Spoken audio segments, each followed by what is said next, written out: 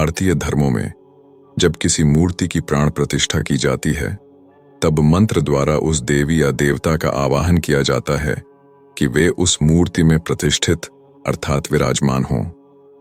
इसी समय पहली बार मूर्ति की आंखें खोली जाती हैं। मूर्तियों की प्राण प्रतिष्ठा में महत्व मूर्ति की शिल्पगत सुंदरता का नहीं होता। अगर कोई साधारण सा पत्थर भी रख दिया जाए और उसकी प्राण प्रतिष्ठा हो जाए, तब वह भी उतना ही फलदायक रहता है जितनी कि कोई सुंदर कलाकार द्वारा निर्मित की गई मूर्ति होती है। बहुत से पवित्र देवस्थानों में हम यही देखते हैं। 12 ज्योतिर्लिंग हजारों वर्ष पहले किसी महान सत्ता के द्वारा प्राण प्रतिष्ठा से जागृत किए गए थे। उनमें स्थापित मूर्तियां शिल्प की दृष्टि से बहुत सुंदर नहीं कही जा सकती हैं। केदारनाथ में तो हम जिस मूर्ति की उपासना करते हैं वह एक अनगढ़ चट्टान का टुकड़ा अथवा पाषाण मात्र है, लेकिन उसकी दिव्यता अद्भुत है। मूर्ति का मूल्य उसके पत्थर की कीमत से अथवा उसकी सुंदरता से नहीं आंका जाता। यह इस बात पर निर्भर करता है कि उस स्थान विशेष की परिधि में पहुंचते ही साधक को दिव्यता का अनुभव होने लगता है तथा ईश्वर के साथ उसका संपर्क तत्काल जुड़ने लगता है। प्राण प्रतिष्ठा एक असाधारण और अद्भुत कार्य है। कोई ही हजारों वर्षों में जन्म लेता है जो मूर्तियों में प्राण प्रतिष्ठा कर सकने में समर्थ होता है। हजारों साल पहले 12 ज्योतिर्लिंग किसी महापुरुष ने प्राण प्रतिष्ठित कर दिए और वह अभी तक चले आ रहे हैं।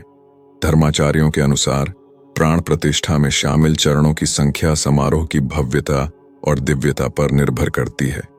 मूर्ति प्रतिष्ठा पंचरात्र आगम शास्त्रों द्वारा निर्धारित वैदिक अनुष्ठानों और मंत्रों का जाप करके मूर्ति में भगवान का आह्वान करने का एक अनुष्ठान है।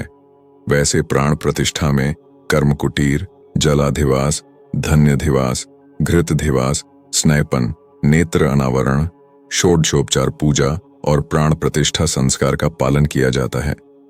1. कर्मकुटीर किसी मूर्ति को गढ़ने के बाद उसे कारीगर के कार्यस्थल पर शुद्ध किया जाना चाहिए जहां मूर्ति बनाई गई थी। इस प्रथम चरण को कर्म कुटीर के नाम से जाना जाता है। कारीगर की कार्यशाला से निकलने से पहले मूर्ति की दाहिनी कलाई पर एक नाड़ा छड़ी बांधी जाती है। 2. जलाधिवास फिर मूर्ति को यज्ञ मंडप में ले जाया जाता है जहां यज्ञ किया जाना है। यहां मूर्ति जल में डूबी हुई है। मूर्ति को पानी में डुबाने का उद्देश्य यह जांचना है कि मूर्ति पूरी तरह से संपूर्ण है और खंडित अर्थात किसी भी तरह से क्षतिग्रस्त नहीं है। मूर्ति वाले बर्तन में अन्य पूजा द्रव्य के साथ थोड़ी मात्रा में पंचामृत मिलाया जाता है। फिर बर्तन को कपड़े से ढक दिया जाता है और आगे की शुद्धि के लिए अग्नि के मंत्रों का जाप किया जाता है। फिर कपड़ा हटा दिया जाता है और घंटादि बजाकर मूर्ति को जागृत किया जाता है। मूर्ति को बर्तन से निकालकर पोंछकर सुखाया जाता है। 3. धन्यधिवास फर्श पर धान्य, अनाज या दालें की एक परत बिछाई जाती है और मूर्ति को धान्य की परत पर लिटाया जाता है। फिर मूर्ति को पूरी तरह से अधिक धान्य, आमतौर पर चावल या गेहूं के अनाज से ढक दिया जाता है। ऐसा मूर्ति को और अधिक शुद्ध करने के लिए किया जाता है। 4. घृतधिवास इसके बाद मूर्ति को गाय के घी अर्थात घृत में डुबोया जाता है क्योंकि गाय का घी शुद्ध माना जाता है। हालांकि इस चरण को कई अवसरों पर बदल दिया जाता है क्योंकि घी से ढकी हुई पत्थर या संगमरमर की मूर्ति के फिसलने की अत्यधिक संभावना होती है, जिसके परिणाम स्वरूप मूर्ति को संभावित नुकसान हो सकता है। इसके बजाय घी में भिगोया हुआ रुई का एक टुकड़ा मूर्ति के पैर के बड़े पैर के अंगूठे पर रखा जाता है। मूर्ति को फिर से जागृत किया जाता है और फिर एक लकड़ी के स्टैंड पर रखा जाता है। 5. स्नैपन, स्नापन या अभिषेक एक मूर्ति को दूध या पानी जैसे तरल पदार्थ से स्नान कराने की रस्म है। यह संस्कार शुद्धिकरण का प्रमुख रूप है जिसमें 108 विभिन्न प्रकार की सामग्रियां शामिल होती हैं, जैसे पंचामृत, विभिन्न सुगंधित फूलों और पत्तियों के सार वाला पानी, गाय के सींगों पर डाला गया पानी और गन्ने का रस। प्रत्येक बर्तन में एक द्रव्य रखा जाता है। मूर्ति के सामने 3 वेदियों में 108 बर्तन रखे गए हैं। दक्षिण समूह में 11 बर्तन हैं, मध्य समूह में 11 बर्तन हैं और शेष बर्तन उत्तर समूह में हैं। फिर प्रत्येक पात्र की सामग्री से मूर्ति का अभिषेक किया जाता है। प्रत्येक द्रव्य का अपना विशेष मंत्र होता है जिसे उस विशेष पात्र से अभिषेक करते समय पढ़ा जाता है।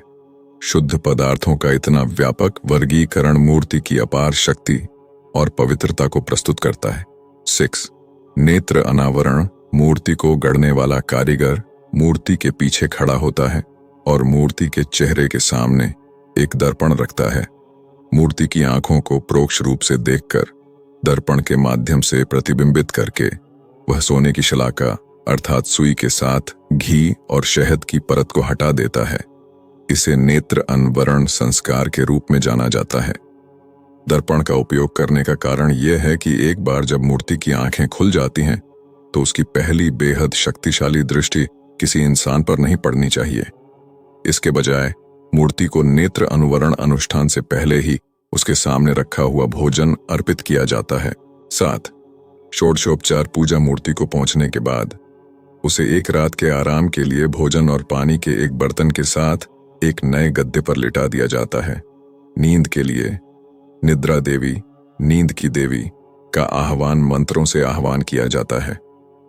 रात भर 10 ब्राह्मण पंडित सोते हुए मूर्ति से दूर यज्ञ में लगातार होम करते हैं, जबकि पंडित 8 दिशाओं अर्थात अष्टादिक्षु में घी की आहुति देते हैं। घी की एक बूंद पानी के बर्तन में रखी जाती है। सुबह के समय उत्तिष्ठ मंत्रों का जाप करते हुए इस लोटे से जल सोई हुई मूर्ति पर छिड़ककर उसे जागृत किया जाता है। फिर मूर्ति को यज्ञ मंडप से मंदिर के गर्भगृह अर्थात आंतरिक गर्भगृह में ले जाया जाता है, जहां इसे आसन पर रखा जाता है। मंगलाष्टक का जाप करते हुए एक राजमिस्त्री मूर्ति को पिंडिका पर स्थापित करता है। सीमेंट सूख जाने के बाद ब्राह्मण पंडित या सत्पुरुष वास्तविक मूर्ति प्राण प्रतिष्ठा करने के लिए गर्भगृह में प्रवेश करते हैं। 8. प्राण प्रतिष्ठा संस्कार। अब जब मूर्ति शुद्ध हो गई है तो यह परमात्मा का घर बनने के लिए तैयार है। यह ध्यान दिया जाना चाहिए कि प्राण प्रतिष्ठा सिर्फ किसी के द्वारा नहीं की जा सकती। पंचरात्र आगम शास्त्र की वैयासी संहिता में कहा गया है कि जिसके प्रत्येक अंग में परमात्मा पूर्ण रूप से निवास करता है वह शुद्ध महापुरुष प्राण प्रतिष्ठा करने के योग्य है, क्योंकि केवल वही है जो अपने भीतर परमात्मा का आह्वान कर सकता है। उसका हृदय मूर्ति में है। न्यास विधि प्राण प्रतिष्ठा का पहला चरण है। न्यास का अर्थ है स्पर्श करना। न्यास विधि मूर्ति के विभिन्न भागों में विभिन्न देवताओं जैसे ब्रह्मा, इंद्र, सूर्य और अन्य का आह्वान करती है। परमात्मा के बीज मंत्र का जप करते हुए और दर्भा घास और शलाका अर्थात सुनहरी सुई की लहर के साथ अनुष्ठान मूर्ति के सिर से लेकर उसके पैरों तक शुरू होता है। सत्पुरुष अपने हाथ मूर्ति से कुछ इंच की दूरी पर रखते हैं, जबकि पंडित परमात्मा का आह्वान करते हुए बीज मंत्रों का जाप करते हैं। परमात्मा की दिव्य शक्ति सत्पुरुष से निकलकर मूर्ति में प्रवेश करती है। सबसे पहले प्राण जीवन श्वास मूर्ति में प्रवेश करता है, उसके बाद जीव आत्मा आता है। अंत में 10 इंद्रियों को मूर्ति में शामिल किया जाता है। सत्पुरुष स्वर्ण शलाका के साथ घी और शहद की परत को हटाकर मूर्ति की आंखों को खोलते हुए नेत्र अनवरण संस्कार करते हैं। यह अंतिम संस्कार प्राण प्रतिष्ठा को पूरा करता है। अब परमात्मा पूरी तरह से मूर्ति के भीतर रहता है। मूर्ति को अब मूर्ति नहीं कहा जाता, बल्कि मूर्ति के भीतर देवता का आह्वान किया जाता है।